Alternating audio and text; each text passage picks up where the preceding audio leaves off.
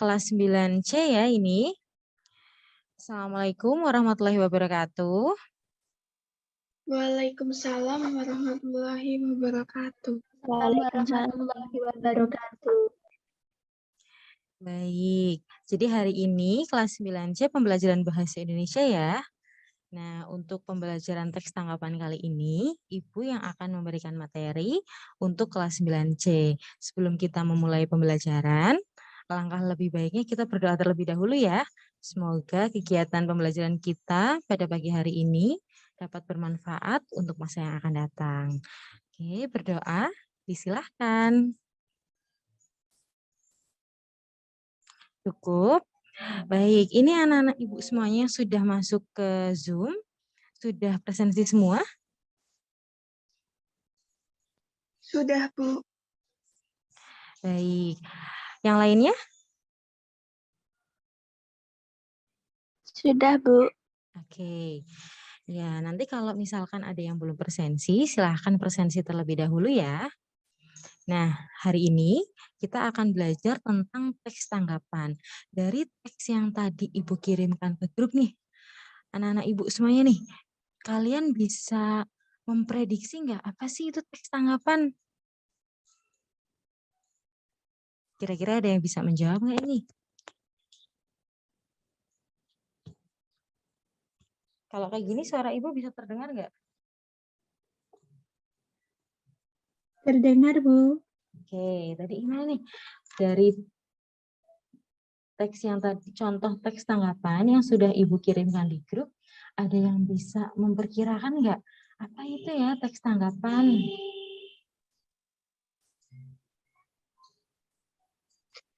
Teksnya yang berisi tentang tanggapan mungkin. Iya, betul sekali Mbak Mutiara. Jadi teks tanggapan itu adalah teks yang berisi tentang suatu tanggapan tentunya. Nah, sebelum itu, Ibu akan menjelaskan ke anak-anak Ibu semuanya. Ibu akan share screen ya.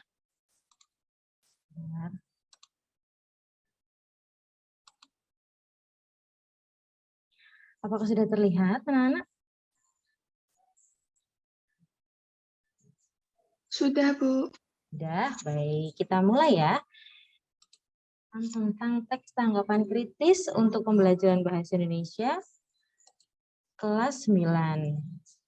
Bentar Ibu zoom supaya lebih besar lagi.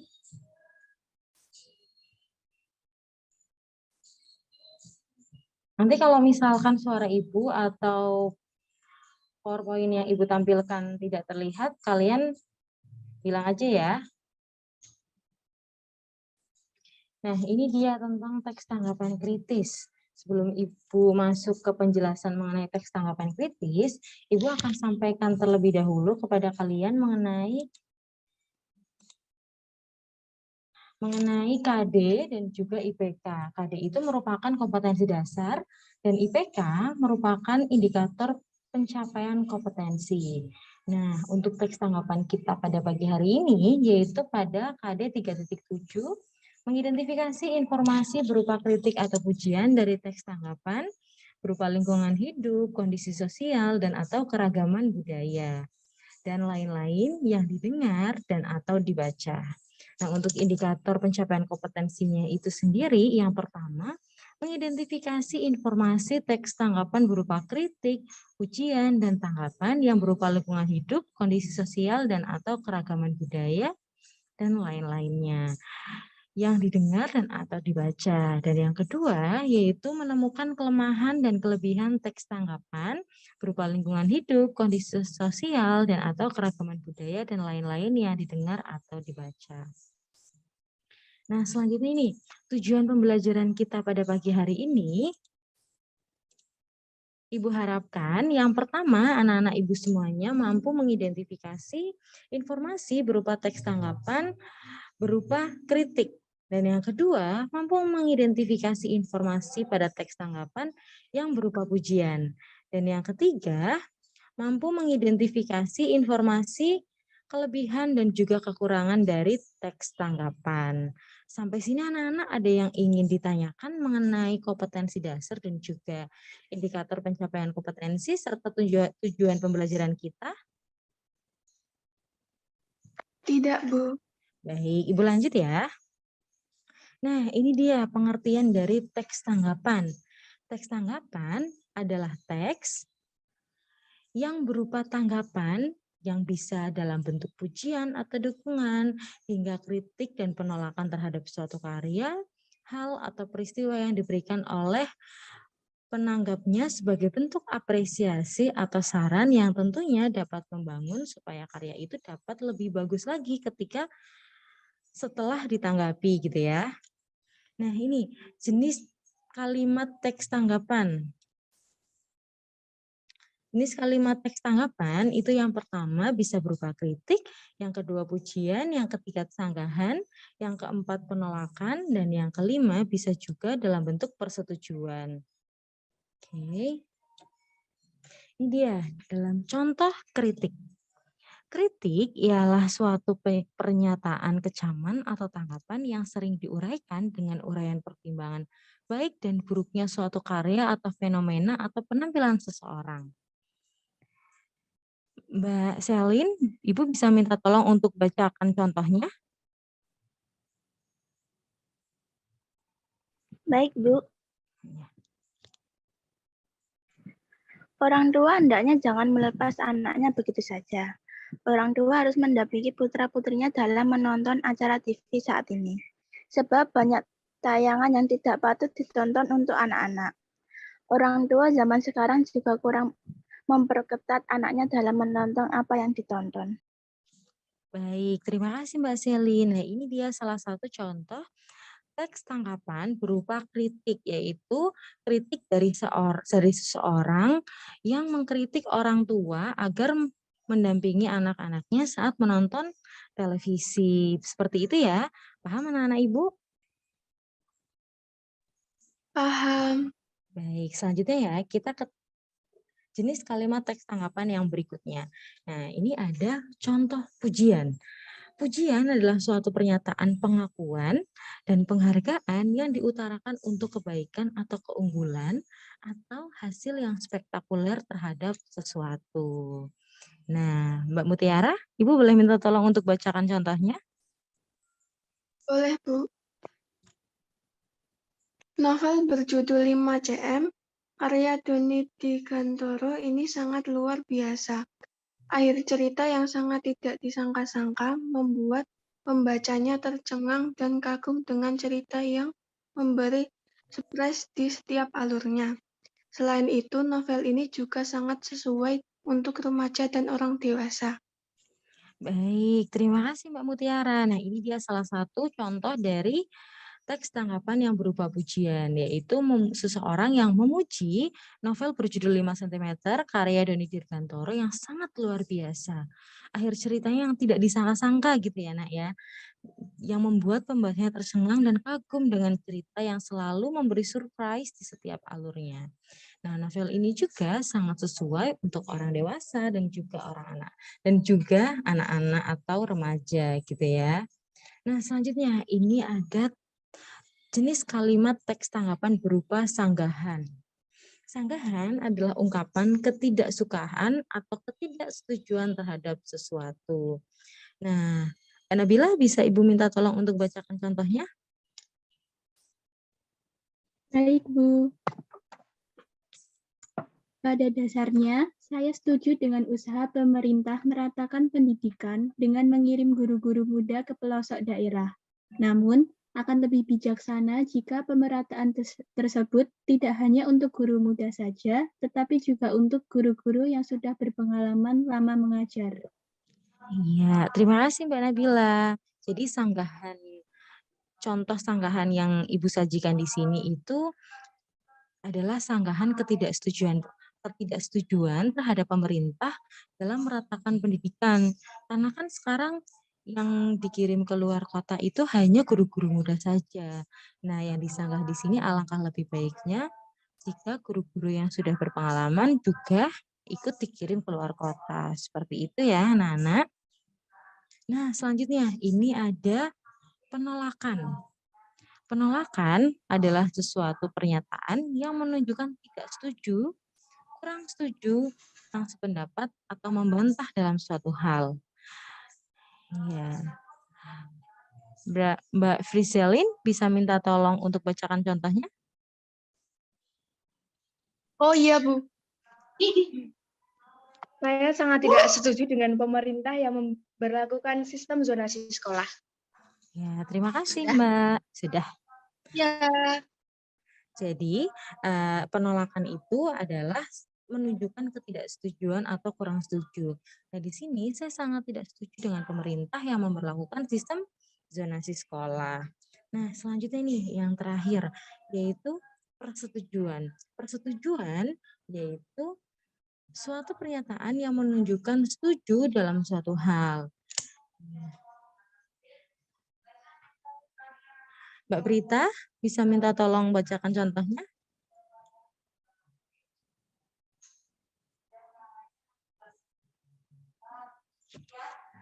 Halo, Mbak Prita?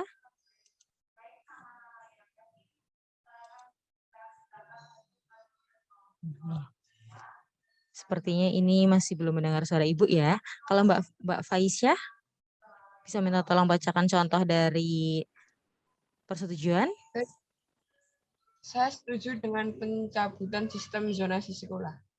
Iya, nah persetujuan itu biasanya baik penolakan maupun persetujuan itu di awalnya selalu disampaikan mengenai saya setuju atau saya kurang setuju, saya tidak setuju, saya sangat setuju. Seperti itu ya nak ya. Nah selanjutnya ini, ciri-ciri teks tanggapan kritis. Ciri-ciri teks tanggapan kritis ada 3. Yang pertama, teks ini berisikan tanggapan mengenai suatu fenomena yang terjadi di sekitar dengan disertai fakta dan juga alasan. Dan yang kedua, memiliki 3 struktur teks, yaitu evaluasi, deskripsi teks, dan juga penegasan ulang. Dan yang ketiga, yaitu mengandung kaidah kebahasaan atau disebut dengan ciri kebahasaan yang dimiliki teks tanggapan kritis. Sampai sini anak-anak ada yang ingin ditanyakan mengenai teks tanggapan kritis? Tidak, Bu. Oke, sekarang dari teks yang tadi Ibu kirimkan ke kalian, ini Ibu share screen ya. Teksnya tadi.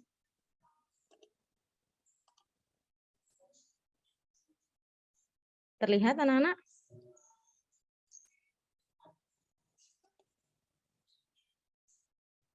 Terlihat, Bu.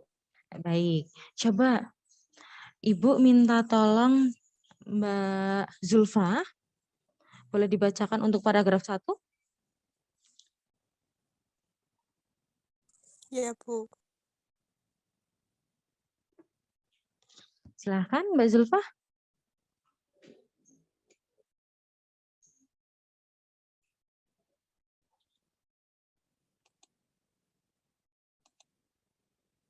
Itu Bu, nggak muncul screen-nya, Bu. Jaringannya jelek. Oh, ya udah. Oke. Lanjut ke Mbak Feriska. Bisa lihat share screen-nya Ibu? Bisa. Oke, Ibu minta tolong bacakan paragraf pertama ya. Baik, Bu. Tanggapan penanganan pandemi COVID-19 di Indonesia. Pandemi COVID-19 tengah menghantui seluruh negeri bahkan dunia. Bahaya terbesar dari virus ini adalah penyebarannya yang sangat cepat dan eksponensial atau berlipat ganda. Namun di balik bahaya kesehatan tampaknya terdapat bahaya lain yang disemat di dalamnya. Pandemi ini mengoyak persatuan bangsa. Baik, terima kasih Mbak Firiska. Nah, anak-anak, coba kalau dari teks paragraf yang pertama sudah bisa terlihat belum tanggapannya?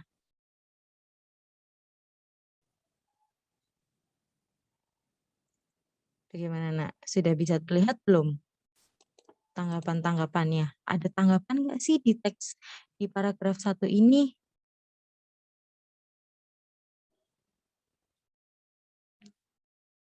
Halo, Mbak Selin?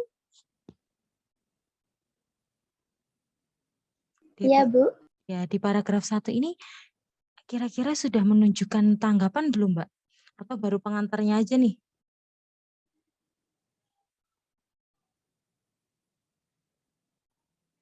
Mungkin baru tanggapannya saja, Bu. Iya. Ini sebagai pengantar ya, pengantar ketanggapan gitu. Jadi ada kalimat di sini yang menunjukkan pandemi ini mengoyak-koyak persatuan bangsa. Nah, ini sebagai pengantar ke paragraf berikutnya yang menunjukkan tanggapan. Oke, Mbak Selin, kalian coba Ibu minta tolong bacakan paragraf kedua.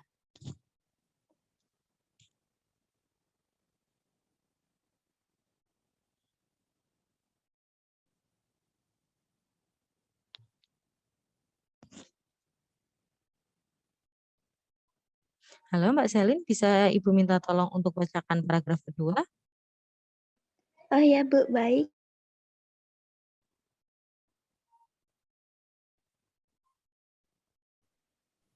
Yang dari bagaimana tidak ini ya, Bu? Betul. Bagaimana tidak rasanya setiap kebijakan pemerintah daerah dan pusat saja sulit sekali untuk menemukan titik tengah yang dapat disepakati untuk membasmi wabah ini dengan efisien. Mohon maaf tanpa mengurangi rasa hormat, mengapa tampaknya banyak pihak yang justru malah saling menyalahkan. Contohnya, bagaimana ketika sebagian kecil menteri mengkritik kebijakan Gubernur Jakarta, Anies Baswedan, yang berencana untuk mengadakan PSBB yang ketat lagi di wilayah DKI Jakarta.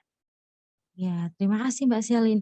Coba Mbak Selin, dari paragraf kedua ini, menurut Mbak Selin ini sudah masuk ke teks tanggapan belum? Tanggapannya dalam bentuk apa coba?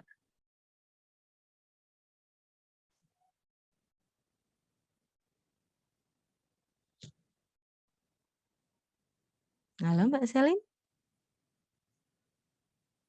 Mohon maaf Bu, suaranya putus-putus. Apakah bisa diulangi lagi? Iya, menurut Mbak Selin di paragraf kedua ini, tanggapan yang disampaikan itu dalam bentuk apa Mbak?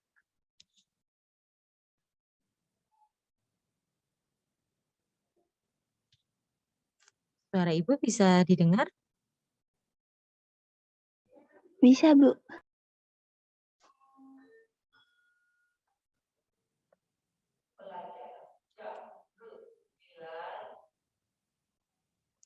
Dalam bentuk apa ini Mbak Selin? Teks tanggapan yang disampaikan. Dalam bentuk kritik Bu. Iya, betul sekali. Jadi pada paragraf kedua ini yang disampaikan adalah kritik. Nah, ini sudah ada di paragraf di kalimat pertama. Bagaimana tidak? Rasanya setiap kebijakan pemerintah daerah dan pusat saja sulit sekali untuk menemukan titik tengah yang dapat disepakati untuk membasmi wabah ini dengan efisien. Nah, ini dari penulis sudah mengkritik bahwa kebijakan pemerintah sulit sekali untuk menemukan titik yang dapat membasmi wabah pandemi dengan efisien. Nah, selanjutnya kita lanjut ke paragraf ketiga. Mbak Friselin, bisa Ibu minta tolong untuk bacakan paragraf ketiga? Iya, Bu. Oh iya, bisa. Yang paragraf kedua ini ya? Yang ketiga, yang padahal. Ini dimulai dari kata padahal. Oh, oke. Padahal, saya kira pertimbangan beliau masuk akal. Perhitungan berdasarkan sisa jumlah kapasitas rumah sakit yang tersedia untuk menangani pasien COVID-19, jika tidak dilakukan PSBB ketat, maka kapasitas tersebut akan habis dalam waktu kurang dari 3 bulan saja. Namun, sebagian kecil menteri tersebut mengatakan bahwa kita masih memiliki kapasitas kesehatan yang cukup. Oke, menurut Mbak Friselin, ini masuk ke tanggapan apa Mbak? Pada paragraf ini? Masih kritik atau sudah dalam bentuk yang lain?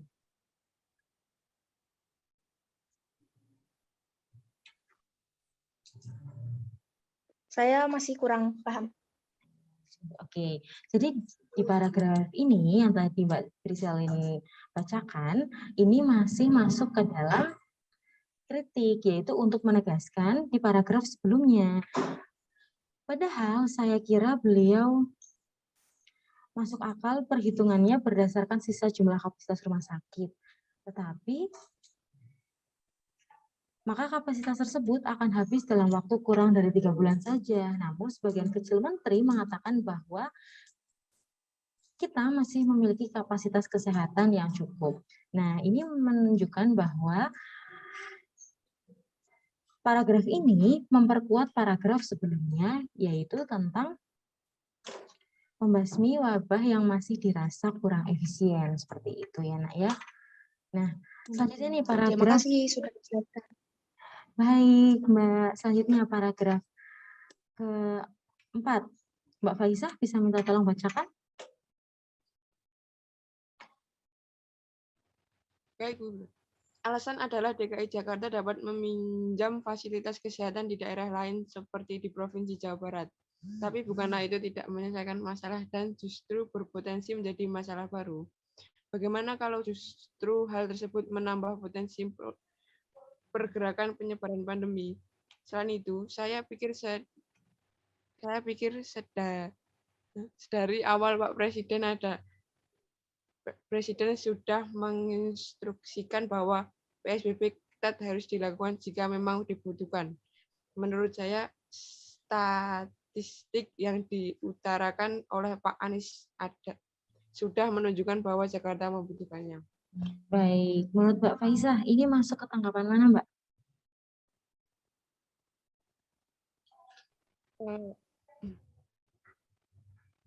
Masih kritik?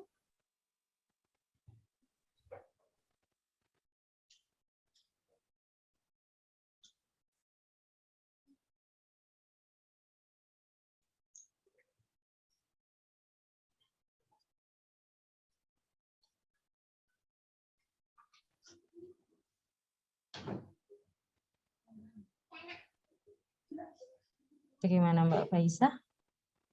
Oke,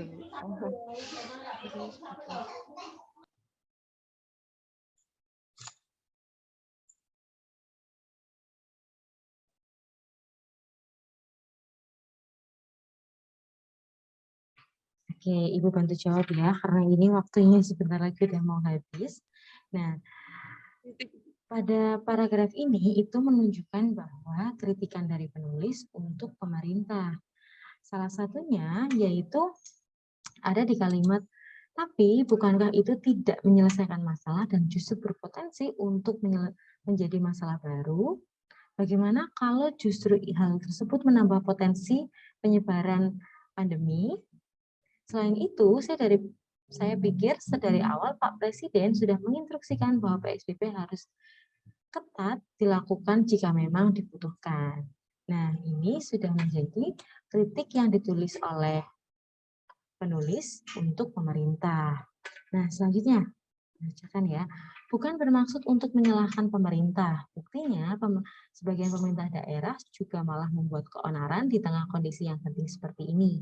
Diketahui salah satu wakil ketua Dewan Perwakilan Rakyat daerah malah menggelar dangdutan dalam iklim pandemi yang tidak menentu ini. Selain itu, rasanya sebagian masyarakat juga masih benar-benar mampu mengikuti protokol kesehatan yang harus ditetapkan. Awak media juga seakan gemar memberitakan hal yang menyudutkan kesalahan suatu pihak dalam penanganan COVID-19. Nah, paragraf terakhir nih, anak-anak. Pada akhirnya, jika kita terus menyalahkan salah satu pihak, maka semua juga akan menjadi salah, akan ketahuan belangnya. Inti dari tanggapan saya mengenai kondisi ini adalah hal tersebut. Di tengah pandemi yang melanda ini seharusnya kita berhenti saling menyalahkan dan justru seharusnya bergotong royong saling membantu untuk menanganinya melalui kebersamaan untuk kebaikan bersama pula. Sampai di sini ada yang ingin ditanyakan? Tidak ada, Bu. Oke. Nah, anak-anak, jadi itu tadi teks tanggapan pada pertemuan kita hari ini. Jika ada yang ingin ditanyakan nanti atau ketika Ibu beri penugasan, menuai pertanyaan, kalian bisa sampaikan melalui grup ya, karena jam pembelajaran kita hari ini sudah hampir usai. Untuk penugasan hari ini atau kuis, nanti akan Ibu sampaikan tautannya melalui grup ya. Baik, Bu. Oke, sebelum kita mengakhiri pembelajaran kita pada hari ini, alangkah lebih baiknya kita berdoa terlebih dahulu. Semoga apa yang sudah kita pelajari dapat mendatangkan manfaat dan juga memberikan kepahaman kepada anak-anak ibu semuanya. Doa, silahkan. Berdoa cukup. Baik, Ibu akhiri pembelajaran kita pada pagi hari ini. Terima kasih untuk semuanya yang sudah bergabung dan masuk melalui Zoom. Terima kasih. Wassalamualaikum warahmatullahi wabarakatuh. Waalaikumsalam Waalaikumsalam warahmatullahi wabarakatuh. Terima kasih, Bu. Terima kasih, Bu. Silahkan yang mau keluar boleh.